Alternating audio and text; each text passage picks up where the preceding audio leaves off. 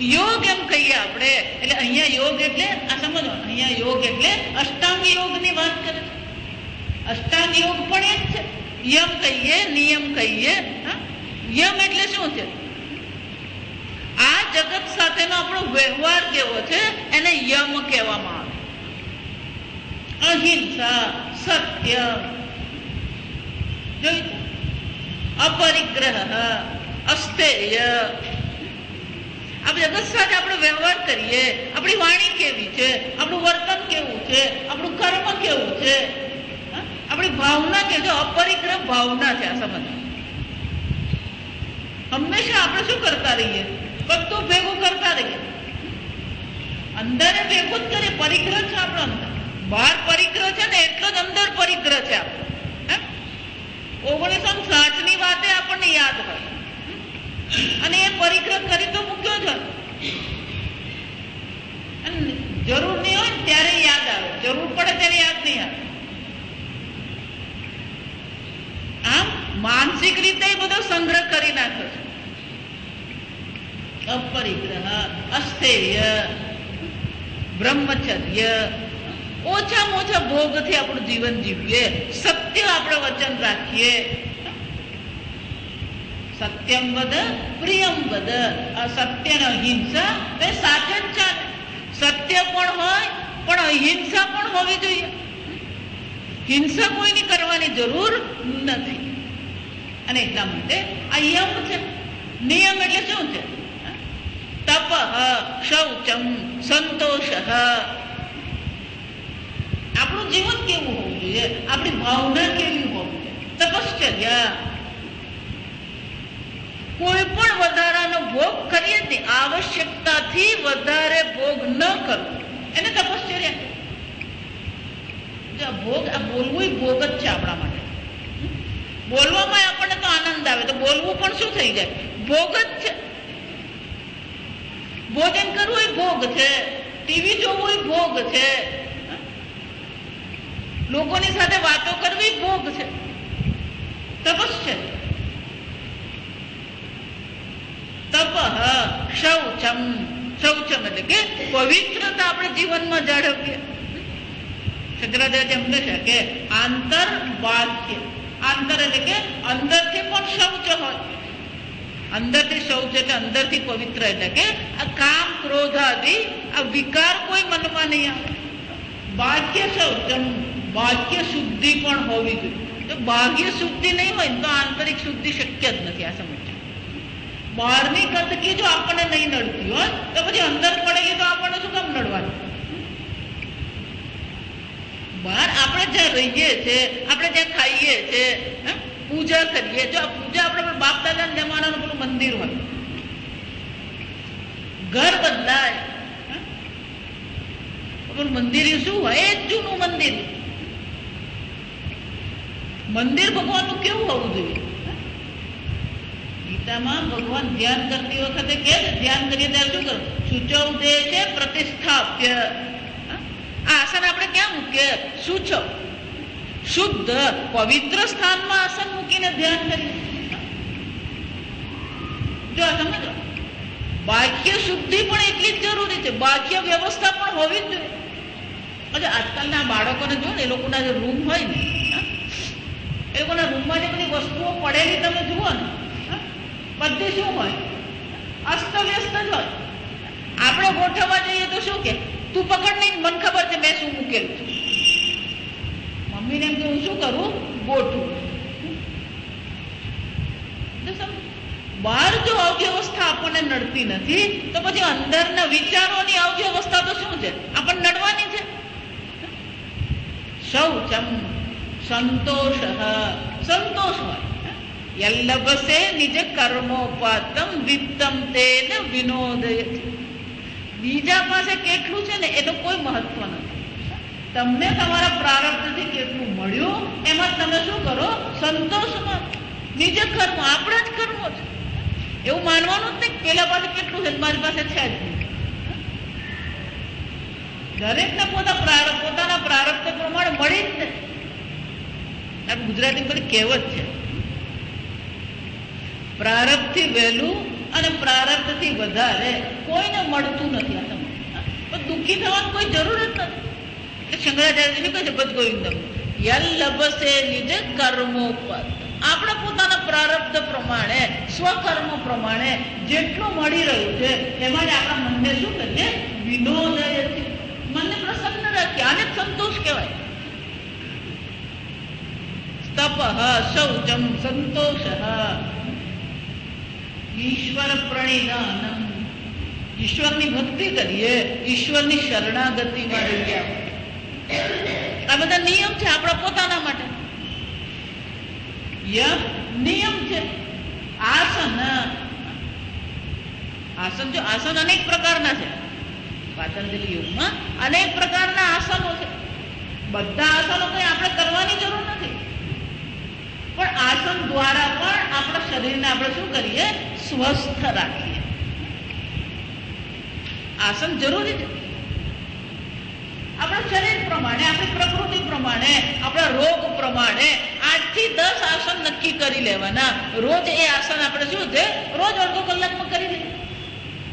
પ્રાણાયામ અનેક પ્રકારના પ્રાણાયામ છે. એમાં આપણને જે જરૂરી હોય એ પ્રાણાયામ કરીએ આપણે 5 મિનિટ 10 મિનિટ. આ પ્રાણાયામ ને બધી આખો દિવસ કરવાની વસ્તુ નથી. આ સમય સવારે સ્નાન કરીને સાંજે બપોરે 10 મિનિટ શું કરીએ પ્રાણાયામ. પ્રાણાયામ દ્વારા પણ આપણું શરીર સ્વસ્થ રહે. આસન અને પ્રાણાયામ શાના માટે છે? આ શરીરની સ્વસ્થતા. શરીર સ્વસ્થ હશે તો પછી આપણે આત્મચિંતન કરી શકીએ.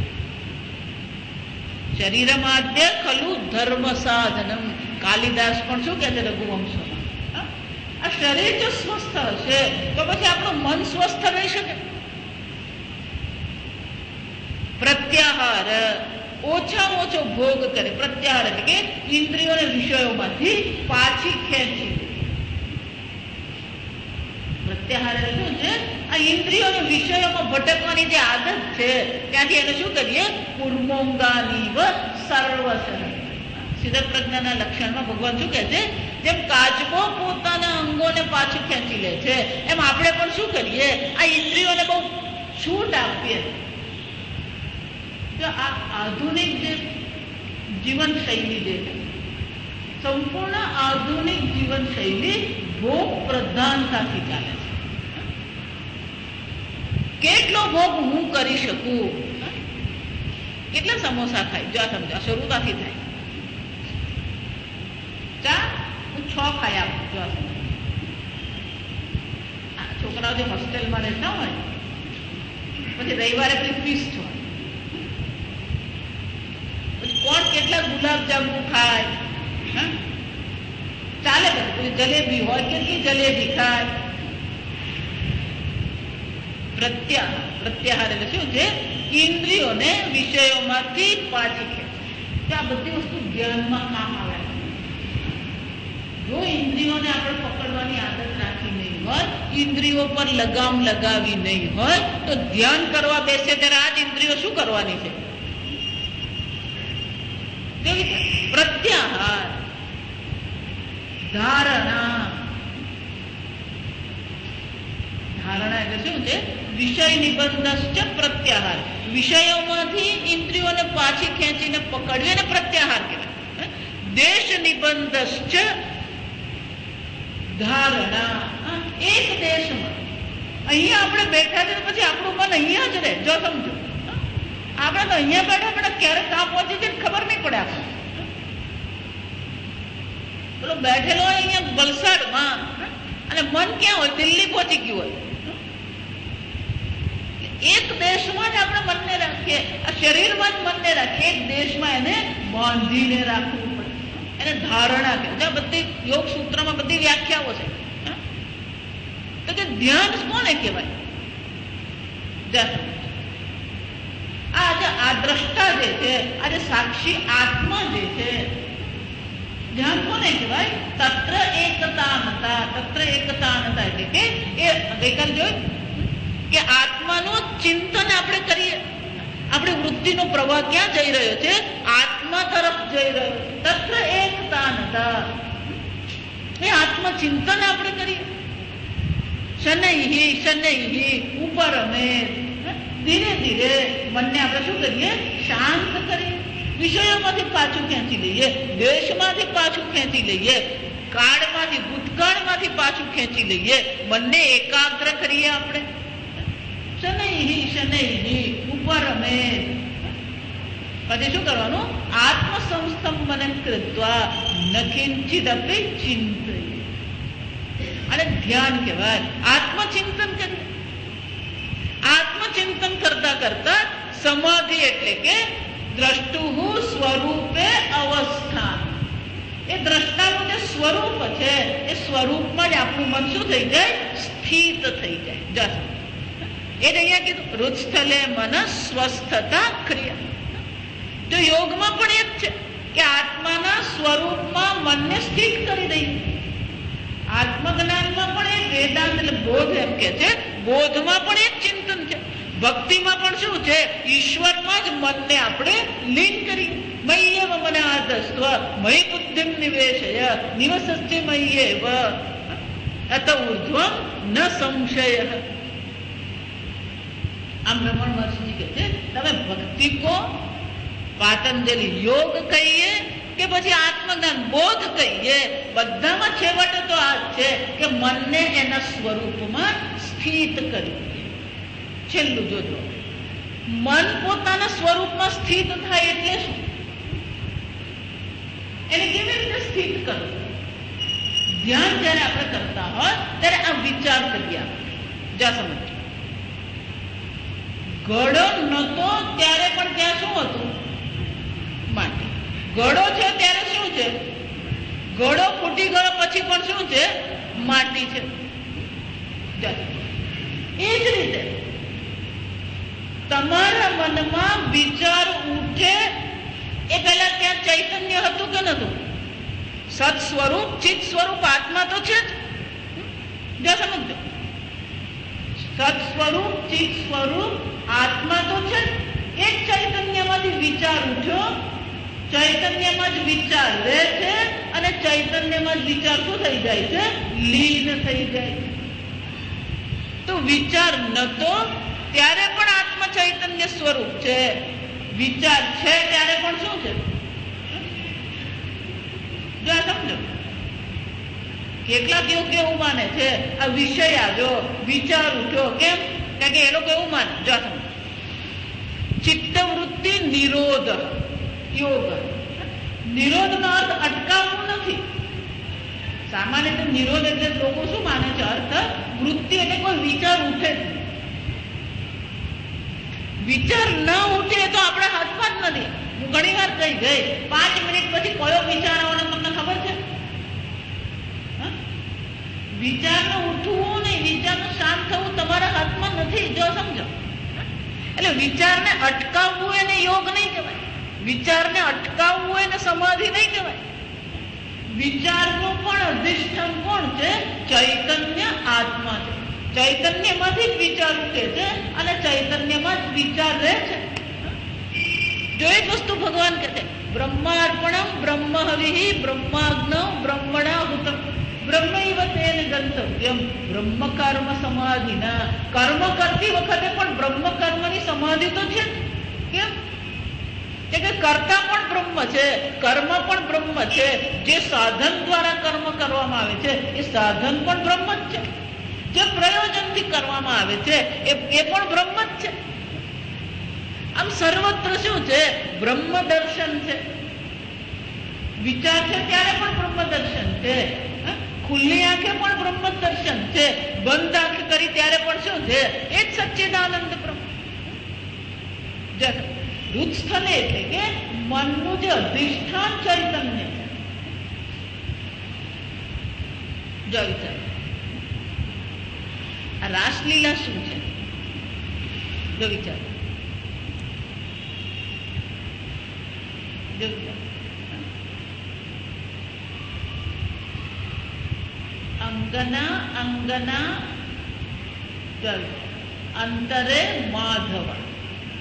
રાસલીલાના જયારે દર્શન કરીએ, અંગના એટલે ગોપી. અંગના અંગના અંતરે માધવ. એક ગોપી છે, બીજી ગોપી છે, બે ગોપીની વચ્ચે કોણ છે? શ્રી કૃષ્ણ છે, માધવ છે. પણ અત્યારે દ્રષ્ટિ કોના પર છે? પેલી ગોપી પર છે. એક ગોપી છે, બીજી ગોપી છે, અને વચ્ચે કોણ છે?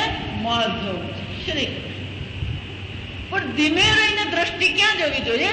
માધવ માધવ અંતરે અંગ. વિચાર ઉઠ્યો ત્યારે ચૈતન્ય છે, વિચાર શાંત થઈ ગયો ત્યારે ચૈતન્ય છે, વળી વિચાર ઉઠ્યો ત્યારે ચૈતન્ય છે. એટલે દ્રષ્ટિ અત્યારે વિચાર પર છે. એ વિચાર પરથી હવે દ્રષ્ટિ ક્યાં લઈ જવાની? ચૈતન્ય પર. બે વિચારના અંતર, અને અંતર બે વિચારની મધ્યમાં કોણ છે? એક વિચાર ઉઠ્યો, એ શાંત થઈ ગયો, હજી બીજો વિચાર ઉઠ્યો નથી, તો મધ્યમાં કોણ છે? નિર્ગુણ નિર્વિકારી ચૈતન્ય છે કે નથી? છે. સમજ. આને ધ્યાન કહેવાય. એ જપ કર્યો ઓમ નમઃ શિવાય, તો ચૈતન્ય શું છે? ઓમ નમઃ શિવાય રૂપે ચૈતન્ય છે. એ મંત્ર પૂરો થઈ ગયો, હજી બીજો મંત્ર શરૂ થયો નથી, વચ્ચે શું છે? ચૈતન્ય છે. વળી પાછું ઓમ નમઃ શિવાય કીધું ત્યારે વળી પાછું શું છે? એક ચૈતન્ય ઓમ નમઃ શિવાય રૂપે. આમ આપણે ગણતરીથી જપ કરીએ, પણ ધ્યાન કરવા બેસીએ ત્યારે આ જપ કરતી વખતે મનમાં શું જોવાનું? બે જપની મધ્યમાં જે ચૈતન્ય સ્વરૂપાત, જે નિર્વિકારી છે. રુચસ્થલે મન હૃદય એટલે કે આ આત્મામાં જ આપણા મનને શું કરી દઈએ? સ્થિત કરી દઈએ. આમ સતત આ પ્રકારથી આત્મામાં જ મનને સ્થિત કરી દઈએ, અને એ જ આત્મા મારું સ્વરૂપ છે, એ જ્ઞાન આપણે પ્રાપ્ત કરીએ. એને શું કહેવામાં આવે? સ્વસ્થતા ક્રિયા.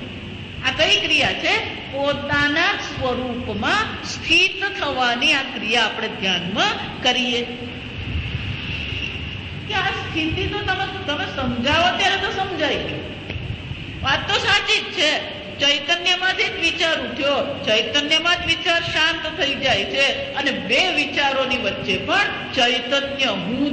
ચૈતન્ય એટલે વળી માટે પેલા લલ્લુ પાનવાળા જેવું નહીં કરે. ચૈતન્ય એટલે હું જ છું. હું છું. વિચાર છે ત્યારે પણ હું છું, વિચાર નથી ત્યારે પણ હું છું.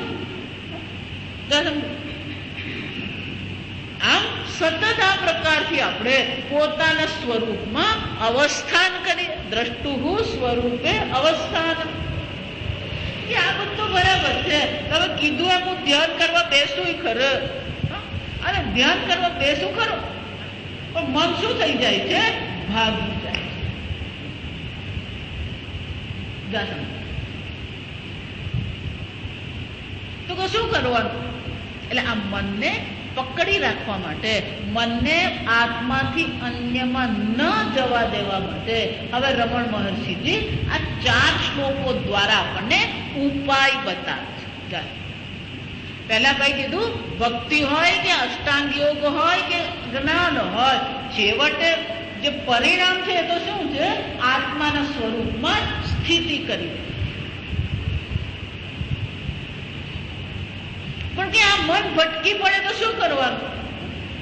એટલે કે છે વાયુરોધના લીયતે મનઃ. આ મન છે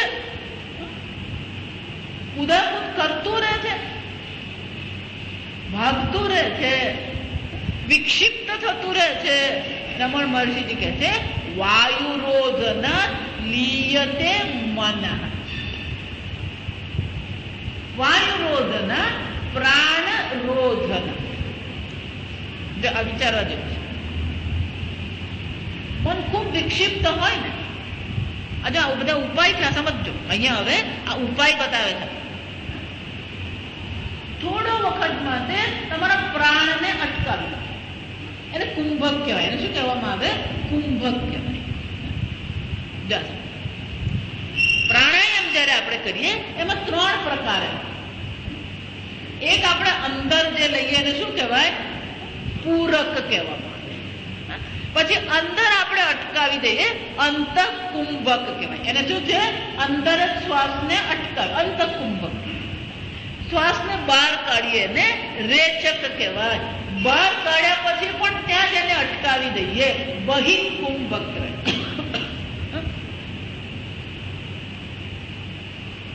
પણ રમણ મહર્ષિજી કે છે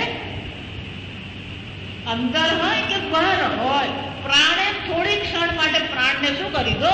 કુંભક કરી. આજે ગુસ્સો આવતો હોય, વિકાર આવતો હોય, મન ભટકી જતું હોય, વિક્ષિપ્ત થતું હોય, 5 સેકન્ડ માટે 10 જો આ સેકન્ડમાં કહું છું, આ સમજો. હું જે કહું છું ને વિચારીને કહું. અહીંયા આપણે પ્રાણ રોધન એટલે કે કુંભક ની વાત કરી રહ્યા છો. એટલે કુંભક પછી 1 મિનિટ ને 5 મિનિટ નહીં કરવાનું. સમજ 10 સેકન્ડ માટે અથવા 2 મંત્ર બોલતા હોય એટલા વખત માટે પ્રાણને શું કરી દેવાનો? અટકાવી દે, કુંભક કરી. હકીકત તમને મન એકદમ વિક્ષિપ્ત હોય, શું કરી દેવાનું? જરાક વાર આમ શાંતિથી બેસી જાઓ, આસન લગાવીને બેસી જાઓ અને પ્રાણને શું કરી દો? અટકાવી. જે પ્રાણ ચાલતા અટકી જશે, લીયતે મન, મન પણ શું થઈ જશે? શાંત. કેવી રીતે? જાલ પક્ષીવર રોધ સાધનમ. આ મનને અટકાવવાનું, રોધ એટલે કે મનને પકડી રાખવા માટેનું સાધન છે. કેવી રીતે? જાલ પક્ષીવર. જેમ પેલું પક્ષી ઉડતું હોય એના પર આપણે જાળી નાખી દઈએ, પછી એ પક્ષી શું છે? ઉડી શકે. પક્ષી છે ખરું, મૃત નથી, છે, પણ જાળીને કારણે શું છે? એ ઉડી શકે. એ મન પણ જીવંત છે, પણ જે ભટકતું મન છે એ આ રોધ સાધન એટલે કે આ રોધ રૂપી સાધનથી મનને શું કરી દેવાનું? શાંત કરી દેવાનું. રોધ સાધનમ એટલે આગળ ટીકાકાર કહે છે ઇદમ વાયુ નિરોધનમ મનોનિરોધનમ સાધનમેવ. આ વાયુનું જે નિરોધન આપણે કરીએ છીએ એ જ મનના નિરોધન માટે શું છે? સાધન છે આપણા. એના માટે બહુ સુંદર અહીંયા આગળ એક શ્લોક છે. ચિત્તમ પ્રાણેન સંબદ્ધમ સર્વ જીવેષુ સંસ્થિત.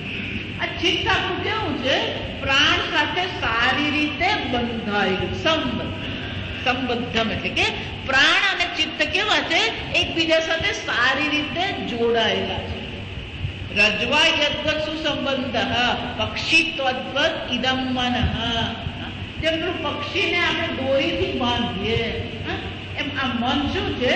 પ્રાણ સાથે બંધાયેલું છે.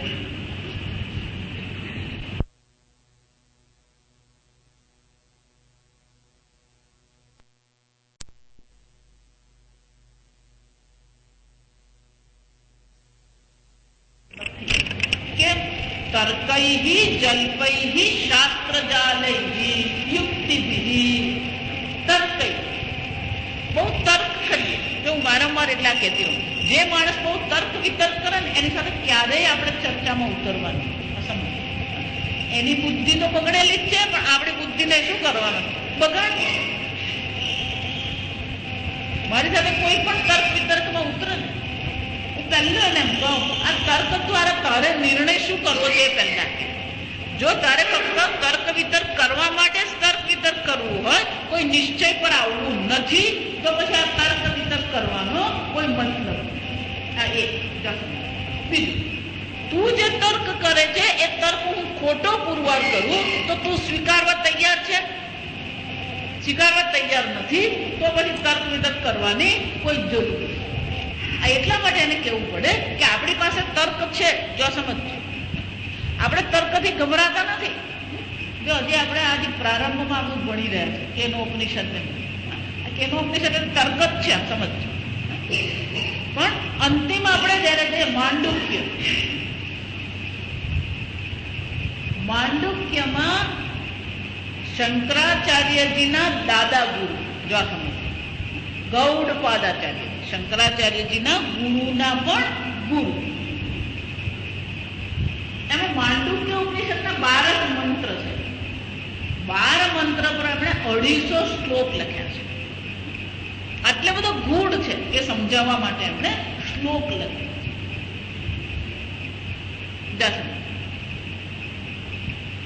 એમાં જે બીજું પ્રકરણ છે, બીજા પ્રકરણને વૈતથ્ય પ્રકરણ કહેવાનું. વૈતથ્ય એટલે મિથ્યા, વૈતથ્ય એટલે મિથ્યા. એ પ્રારંભમાં જ એ કહી દે છે. પ્રારંભમાં પહેલો જે પ્રકરણ છે એમાં જે 12 મંત્રો છે એ સમજાવે. પહેલા પ્રકરણમાં શું કરવામાં આવ્યું છે? બધા મંત્રો સમજાવે. એને આગમ પ્રકરણ કહેવાય. માંડવ્ય ઉપનિષદમાં ચર્ચા એવી છે કે અહીંયા જે કંઈ છે એ ચૈતન્ય માત્ર છે. જળ, ચેતન, દ્રશ્ય, દ્રષ્ટા કઈ છે જ નહીં. જે પણ કઈ છે શું છે? ચિત્ત ચૈતન્ય વિલાસ તદરૂપ છે. તો ચૈતન્ય માત્ર છે. તો કે આ જગત જે દેખાઈ રહ્યું છે એનું શું? તો કે આ જગત મિથ્યા છે. મિથ્યા એટલે કે દેખાય છે પણ શોધવા જઈએ તો મળતું નથી. જેમ મૃગજળ દેખાય ખરું, પણ શોધવા જઈએ તો ત્યાં પાણી છે નહીં. એટલે કે જગત મિથ્યા છે, દેખાય છે પણ છે નહીં. તો ત્યાં ગૌડપાદાચાર્યજી પ્રારંભમાં કહે છે કે શ્રુતિ માતા તો કહે છે કે અહીંયા જે કઈ છે એ ચૈતન્યનો વિલાસ માત્ર છે. હવે હું તર્કથી તમને પુરવાર કરી આપું કે અહીંયા જે કઈ છે એ મિથ્યા છે. જો આ વિચાર, માત્ર ને માત્ર તર્કથી, કોઈ પણ પ્રકારને શ્રુતિ વગર તર્કથી ગૌડપાદાચાર્યજી પુરવાર કરી આપે છે કે આ જગત મિથ્યા છે. જો વિચાર, તર્ક આપણી પાસે પણ છે, પણ જો સામેવાળો આપણા તર્ક સ્વીકારવા તૈયાર હોય નહીં, એને પોતાનું જ સાચું લાગતું હોય તો એની સાથે તર્ક વિતર્ક કરવાનો કોઈ મતલબ. કેમ? કારણ કે આ તર્કથી મન શાંત થતું નથી, મન વધુ વિક્ષિપ્ત થાય. એટલે કે છે તર્કથી મનનો નિરોધ થઈ શકે નહીં. જલ્પૈહી, જલ્પ એટલે કે હું જે કહું એ જ સાચું. જલ્પ કોને કહેવાય? બે જણા ચર્ચા કરે ખરા, પણ બંને જણા શું માને છે? હું કહું એ જ સાચું. અને જલ્પ કહેવાનું. જલ્પમાં પડવાનું. શાસ્ત્ર જાલ, શાસ્ત્ર જાલ મહાજાલ એવું કહેવાય. આ શાસ્ત્ર પણ શું છે? મહાજાલ. જેમ પેલું અરણ્ય હોય એમાં શાસ્ત્ર પણ મહારણ્ય. એ શાસ્ત્રમાં જો શાસ્ત્રની ખટપટમાં જો અટવાઈ ગયા તો પેલું આત્મચિંતન તો શું થઈ જાય? પાછળ જ રહી જાય. આજે બનારસ જાઓ ને તો ત્યાં આ જ છે. બનારસમાં તમે જાઓ તો ત્યાં એવા એવા પંડિતો છે કે જેમને ભગવદ્ ગીતા કંઠસ્થ નહીં, ભગવદ્ ગીતાનું આખું શાંકર ભાષ્ય કંઠસ્થ છે. વ્યાકરણ પાણીની મુનિના એ 2000 સૂત્રો કંઠસ્થ અને 2000 સૂત્રોની ઉપર જે લખાયેલી ટીકા છે એ ટીકા કંઠસ્થ. એની સાથે જેટલા દ્રષ્ટાંત આપવામાં આવે સમજાવવા માટેના એ બધું કંઠસ્થ એ લોકોને. એ બધું કંઠે સ્થિત નતુ બુદ્ધિસ્થ. જો સમજ,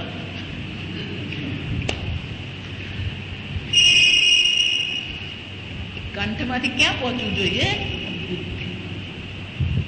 એટલે કે છે શાસ્ત્ર જાલૈહી. આ શાસ્ત્રની જાળમાં બહુ ફસાવા જેવું, મનને શાંત કરવું હોય તો બહુ ખટપટમાં પડવાનું. એટલું જ નહીં, યુક્તિ વિહી. ગમે એવી યુક્તિ કરો. જો હું હંમેશા એટલે કહું છું, ગમે એટલી યુક્તિ કરવી કરી લેજો, પણ ઈશ્વર ચિંતન વિના મન શાંત નહીં થાય. સંપૂર્ણ ગીતામાં ભગવાન આ ચર્ચા કરતા. મન મના ભવ મદ્ભક્ત મદ્યાજી મામ નમસ્કુ મય્યેવ મનાદસ્વ મયી બુદ્ધિ નિવેશય. ઈશ્વર ચિંતન વિના મન શાંત થવું શક્ય. એટલે કે છે તર્કૈહી જલ્પૈહી શાસ્ત્રજાલૈહી યુક્તિભિઃ મંત્રભેષજૈહી. ગમે એવી દવા લો, કેટલો વખત મન શાંત રહે. આ નશાની બધી દવા, દ્વેષ છે તે દવા, નશીલી દવા મંત્ર છે. ન મનોજીયતે, આ મન પર એટલો વિજય મેળવી શકાતો. પ્રાણ વિરોધના વિના વિધે, પ્રાણનો જો નિરોધ કરવામાં આવે, મન આપોઆપ આપણું શું થઈ જાય? શાંત. આમ અહીંયા કે છે રોધ સાધન, મનને અટકાવવા માટેનું જે સાધન છે, અહીંયા રમણ મહર્ષિજી કે છે, કયું છે? આ પ્રાણ રોધન, કુંભક. 5 સેકન્ડ, 10 સેકન્ડ, 15 સેકન્ડ માટે કુંભક કરી લેવાનું. મન શાંત થઈ ગયું, મનને શું કરી દેવાનું? ઈશ્વર ચિંતનમાં, આત્મચિંતનમાં લગાવી દેવાનું. અને એટલે કે છે જાલ પક્ષીવત રોધ સાધન. જે રીતે ઝાડમાં પેલું પક્ષીને આપણે ફસાવી દઈએ, એ જ રીતે મનને શું કરવાનું છે? આ પ્રાણને અટકાવીને મનને પણ પોતાના નિયંત્રણમાં આપણે લઈ લેવું. પણ કે આવું કેવી રીતે બને કે હું પ્રાણ શાંત કરું તો મન શાંત થઈ જાય, એવું તમે કેમ કહો છો?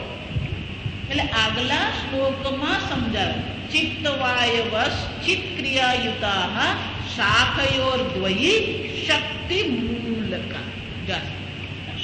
બહુ સુંદર શબ્દ.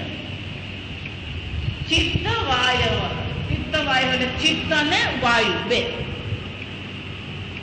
ચિત્ત અને વાયુ. ચિત્ત એટલે મન, વાયુ એટલે પ્રાણ. એ બે શું છે? ચિત્ત ક્રિયા યુતા શાખયો દ્વય. આ બે શાખાઓ છે. ચિત્ત અને પ્રાણ શું છે? બે શાખાઓ છે. શાની છે? શક્તિ મૂલકા. આ મૂળ જે શક્તિ જે છે, એ શક્તિની એક વૃક્ષ, વૃક્ષની કલ્પના છે. એક વૃક્ષ હોય, એની પેલી બે શાખાઓ. એમ આ મૂળ શક્તિ જે આપણી જે છે, એ મૂળ શક્તિની બે શાખા છે. એક શાખાને ચિત્ત કહેવામાં આવે, જેમાં ચિંતન છે, વિચાર છે, જ્ઞાન છે. બીજી શાખા છે એને પ્રાણ કહેવામાં આવે છે, જે ક્રિયા છે, કર્મ છે.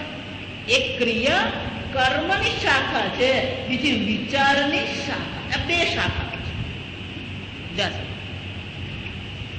શક્તિ તો એક જ છે, પણ એ શક્તિ બે વિભાગમાં વહેંચાઈ ગઈ. એક ચિંતનાત્મક શક્તિ છે, બીજી ક્રિયાત્મક શક્તિ. એક ચિંતનાત્મક છે, બીજી કઈ છે?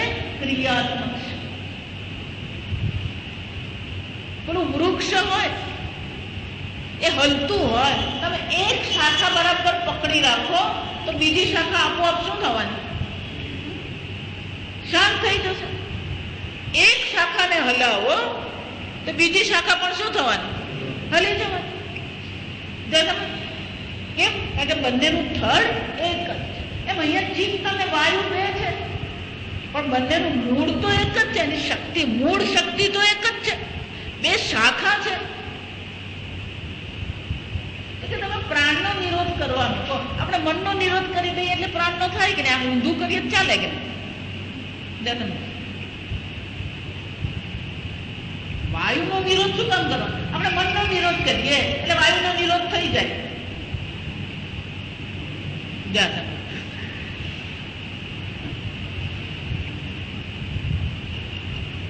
આપણે પકડવું કોને છે? વાયુને પકડવાનું છે કે મનને પકડવાનું?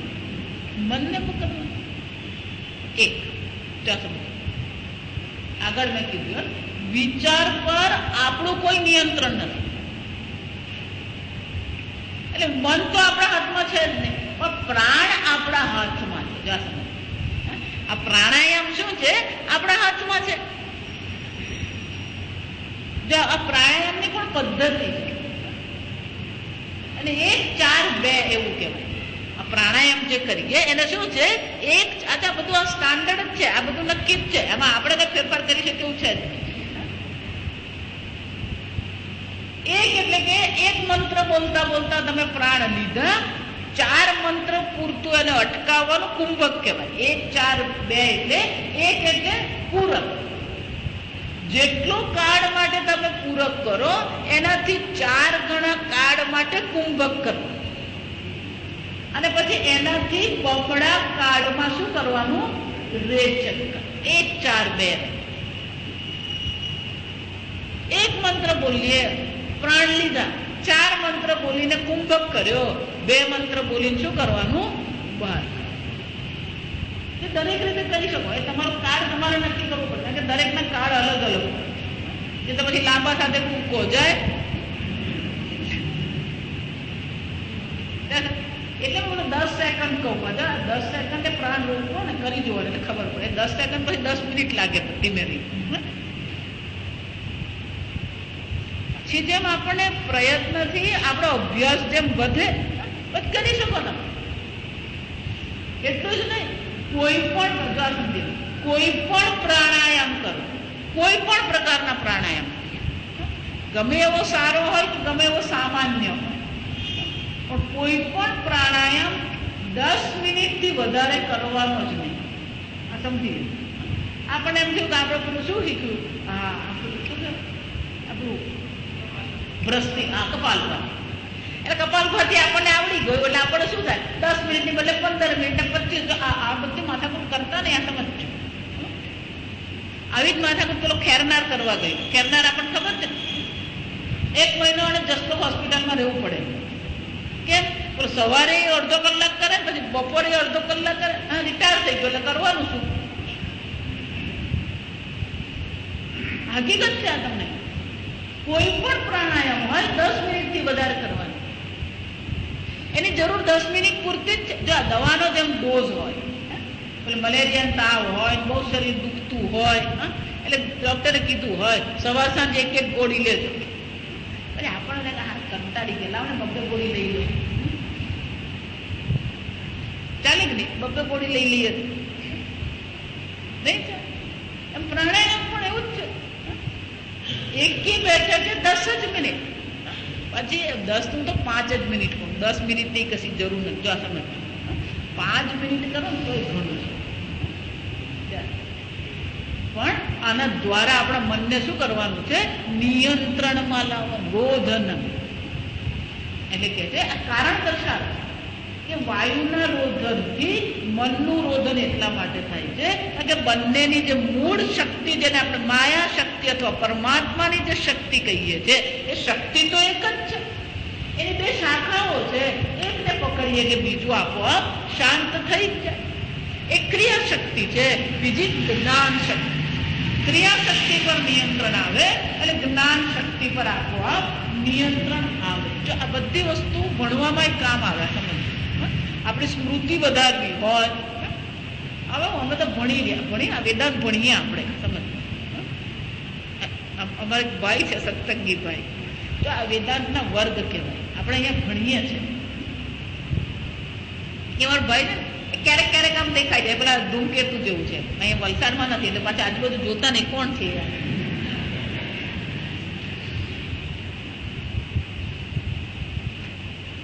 એ ધૂમકેતુ જેવું જ ખાતું એમ.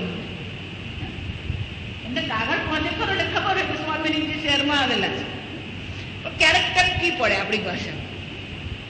પછી આવે ને એટલે આપણે કહીએ ડોક્ટર છે પાછા, આવો કેમ છો, શું છે, વાતો કરીએ આપણે. એટલે પછી કે હા કે તમારે કથાનો પ્રવચન, તમારું કથા એ પ્રવચન એ નહીં કે વર્ગ પણ નહીં, કે શું કે છે આ તમારી કથા ચાલે મને ખબર હતી પણ આવી નહીં શકતો. તમારી કથામાં મજા તો આવે, આ કથા છે.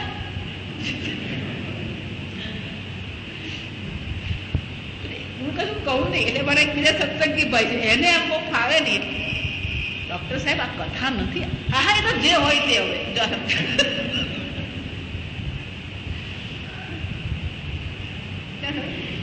કોણ આમને શું કે આપણને ખબર નહીં પડે.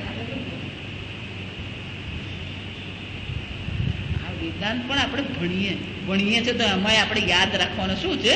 પ્રયત્ન કરવાનો. જો પ્રાણ શક્તિ પર આપણે નિયંત્રણ મેળવીએ તો જ્ઞાન શક્તિ પણ આપણી વૃદ્ધિ પામે, આપણી સ્મૃતિ શક્તિ વધે. તો એટલે શ્લોક તમને યાદ રહે કે નહીં રહે એનો અર્થ તમારા મનમાં સ્ફુરવો જોઈએ. ચિંતન કરીએ, ધ્યાન કરીએ ત્યારે એ અર્થ આપણા મનમાં પ્રગટ થવો જોઈએ. આમ આ પ્રાણાયામ શું છે? સ્મૃતિ શક્તિ માટે પણ ઉપયોગી છે, ચિંતન માટે પણ ઉપયોગી છે. કારણ કે મનને શું કરે છે? પકડવા માટે ઉપયોગી છે. અને એટલે કે છે શાખયોર દ્વયી શક્તિ મૂલિકા. એ શક્તિ તો એક જ છે. અને જ્ઞાન શક્તિ કહીએ, ઈચ્છા શક્તિ કહીએ, ક્રિયા શક્તિ કહીએ, શક્તિ એક જ છે. પણ બે પ્રકારે પ્રગટ થાય છે. એક ક્રિયા શક્તિ રૂપે અને બીજી જ્ઞાન શક્તિ રૂપે. અને એટલે કે છે આ પ્રકારથી આ બે છે. હવે અહીંયા આગળ 13મા શ્લોકમાં બહુ સુંદર ચર્ચા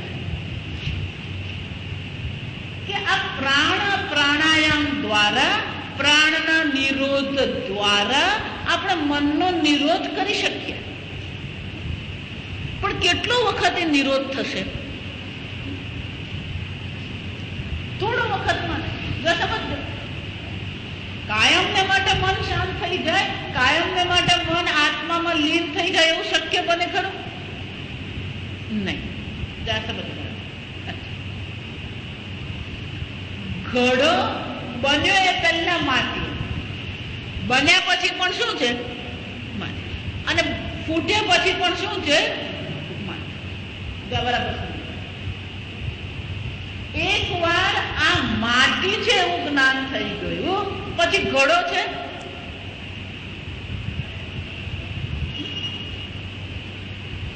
ઘડો છે એમ જયારે આપણે કહીએ, ઘડો છે એમ જયારે આપણે કહીએ છીએ તો જે છે પણ એને અસ્તિત્વ કહેવાય. તો અસ્તિત્વ ઘડાનું છે કે માટીનું છે? અસ્તિત્વ કોનું છે? માટીનું જ છે. એ જ રીતે ચૈતન્યમાંથી વિચારું છું, ચૈતન્યમાં મન રહે છે અને ચૈતન્યમાં મન શું થઈ જાય છે? શાંત. તો કે મન છે ખરું? દ્રષ્ટાંત છે ને બહુ સહેલા છે આ સમજ. પછી એને જયારે આપણે એને એપ્લાઇડ કહેવાય. એ પ્રમાણે વિચાર કરવા જાય ત્યારે અઘરું પડે એવું જ છે આ બધી વસ્તુ. રમણ મહર્ષિ બહુ સુંદર કે તમે પ્રાણના નિરોધથી મનનો નિરોધ કરશો ખરા. એને લય કહેવામાં આવે. એને શું કહેવાય? મનનો લય કરે.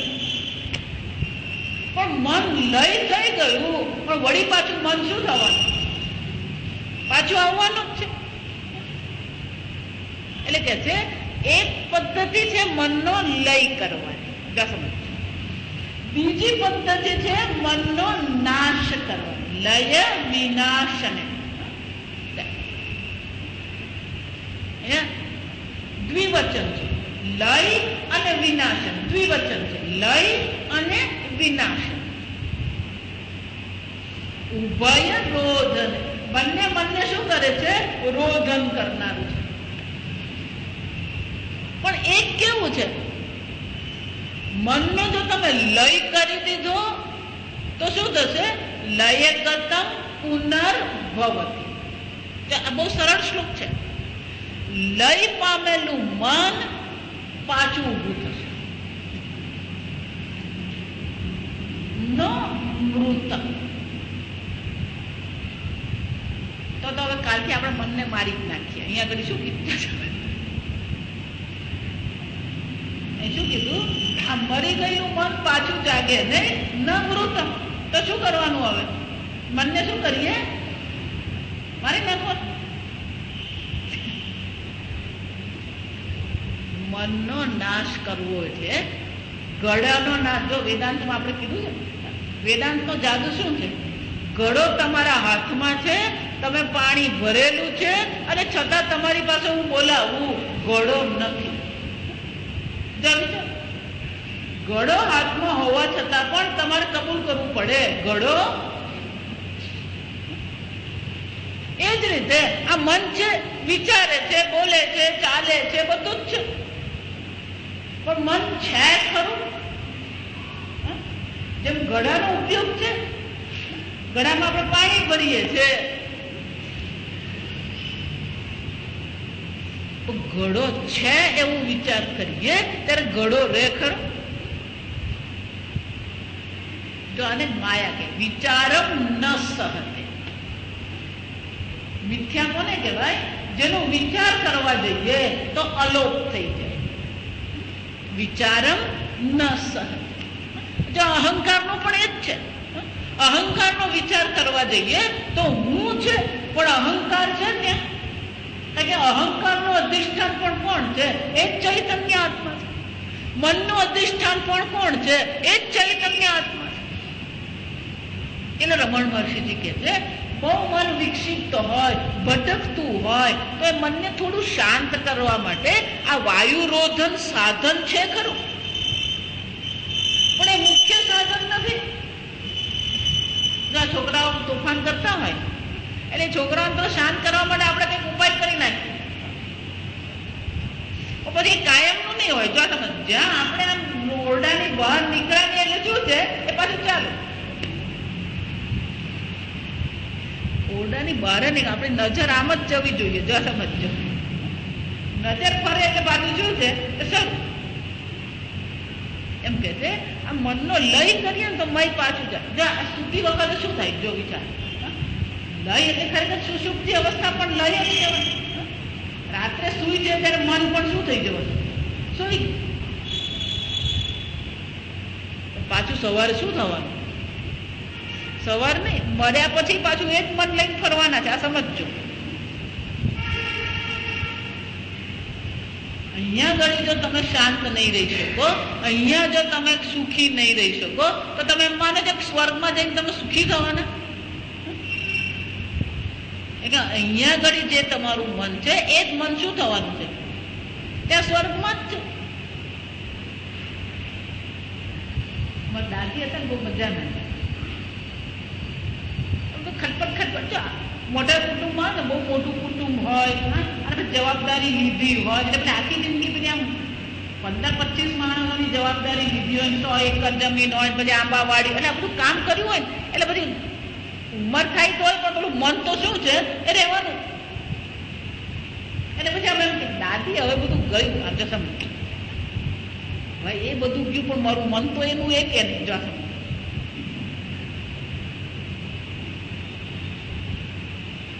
જો વિચાર શરીર જો એટલે તૃષ્ણા ન જીર્ણા વયમેવ જીર્ણા કાલો ન યાતિ વયમેવ આયાતા તપો ન તપ્તા વયમેવ તપ્તા. ગમે એટલી તપશ્ચર્યા કરીએ, ગમે એટલો કાળ પસાર કરીએ, આપણે કાળ પસાર કરતા નથી. કાળ આપણને શું કરે છે? પસાર. આપણે એમ માનીએ આ ઈચ્છા પૂરી કરીએ, પેલી ઈચ્છા પૂરી કરીએ, આટલું ભોગવીએ, પણ આપણે ભોગને ભોગવતા નથી. ભોગાન ભોગતા વયમેવ ભોગતા. હા, આ ભોગ આપણને શું કરી જાય છે? ભોગવી જાય. આપણે થતા ત્યારે આપૂસ કેરી તો હતી જ, અત્યારે આપૂસ કેરી છે. આપણે ગયા પછી પણ શું છે? તો કોણ નિત્ય? તમે નિત્ય કે આપૂસ કેરી નિત્ય? તમે વળી આ પ્રવચનમાં હાફૂસ કેરી કાં બોલ્યા? મન માંડ તો શાંત હતું, કારણ કે આમે હવે હાફૂસ તો બજારમાં દેખાતી જ નથી. અચ્છા, મન ક્યાં પહોંચી જાય? એવી રીતે તૃષ્ણા ન જીર્ણા વયમેવ જીર્ણ. આ તૃષ્ણા ક્યાં જાય? જીર્ણ શીર્ણ થઈ જ નહીં. આપણે શું છે એ તૃષ્ણાની પૂર્તિ કરતા કરતા આપણે જીર્ણ થઈ ગયા, આપણે ઘરડા થઈ ગયા. અને ઈચ્છા તો શું છે? જુવાન જ છે.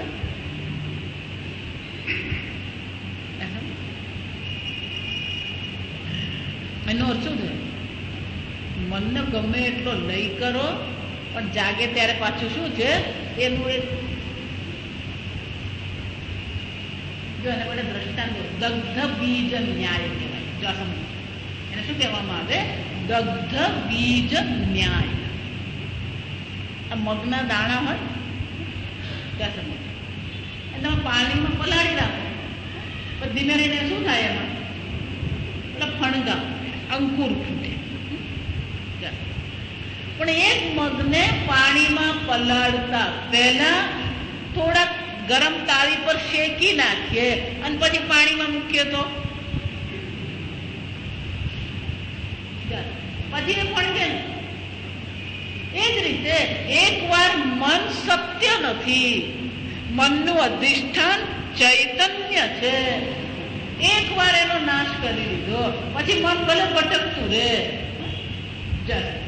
મગના દાણા જે છે એ પછી ફણગાવવામાં કામ નહીં લાગે, પણ ખાવામાં તો કામ લાગે કે નહીં લાગે? એ જ રીતે આ વ્યવહાર કરવા માટે મન પછી કામ લાગશે, વ્યવહારમાં મન આપણને ઉપયોગી થશે. પણ એકવાર એને અધિષ્ઠાન ચૈતન્યમાં શાંત થઈ ગયું પછી એ ખટપટ નહીં કરે. નહીં તો આ મન શું કરે? પેલો ફણગા ફોડ્યા જ. આ ફણગો શબ્દ એટલા માટે જ મેં વાપરેલો છે, જા સમજજો. આપણું મન શું કરતું રહે છે? એ રોજ નવા ફણગા ફોડે. પેલો મગમાંથી તો એક જ ફણગો ફૂટે, પણ આપણું મન તો શું છે? રોજના કલાકના નવા, એમ કઈ પણ ચાલે. પણ એક વાર આત્મજ્ઞાન રૂપી અગ્નિમાં એ મનને શેકી નાખ્યું, મિથ્યા પુરવાર કરી દીધું, પછી એ મન શું છે? લયગતમ પુનર્ભવ. લય પામ્યું તો પાછું જાગવાનું જ છે. ના મૃતમ. એક વાર એને મિથ્યા પુરવાર કરી દીધું.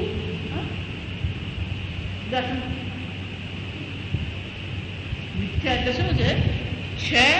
દેખાય છે પણ એનું પોતાનું સ્વતંત્ર ચૈતન્યથી સ્વતંત્ર મનનું કોઈ અસ્તિત્વ છે જ. અને શાસ્ત્રમાં આવી રીતે એને અન્વય વ્યતિરેક મન છે, ચૈતન્ય છે. મન નથી, ચૈતન્ય છે. મન છે ત્યારે પણ ચૈતન્ય છે, મન નથી ત્યારે પણ શું છે? ચૈતન્ય તો છે. આ મન આવવા જવા વાળું છે. ચૈતન્ય કેવું છે? નિત્ય છે. અજો નિત્ય શાશ્વતોય પુરાણ હન્યતે હન્યમાને શરીરે. આ ચૈતન્ય તો છે જ. મન આવે અને જાય છે. આમ એક વાર મનના અધિષ્ઠાનને જાણી લીધું, મનનો નાશ થઈ ગયો. લય વિનાશ અને ઉભય રોધને. લય અને વિનાશ બંને મનનું રોધન છે, પણ એકમાં મન પાછું પ્રગટ થાય છે, બીજામાં મન પાછું પ્રગટ થતું નથી. અને એટલે અહીંયા રમણ મહર્ષિજી કહે છે કે આ પ્રકારથી પ્રારંભમાં વાયુરોધનથી મનને શાંત કરીએ, પણ છેવટે તો પછી શું કરવાનું છે? આ આત્મ ચૈતન્યના ચિંતન દ્વારા મનનો શું કરી દેવાનો? નાશ કરી. એટલે કે એની સત્યતા નહીં. મનનો નાશ એટલે શું છે? એની સત્યતા પછી કોઈ નથી. છે ખરો, જેમ ઘડો છે ખરો, પણ ઘડો આપણા માટે સત્ય રહેતો નથી. એ જ રીતે મન સત્ય નથી. હું આત્મ ચૈતન્ય, સત સ્વરૂપ ચૈતન્ય છું. મન નથી ત્યારે હું સત સ્વરૂપ ચૈતન્ય છું. મન છું ત્યારે પણ હું સત છું, સચ્ચિદાનંદ સ્વરૂપ બ્રહ્મ છું. આગળ આપણે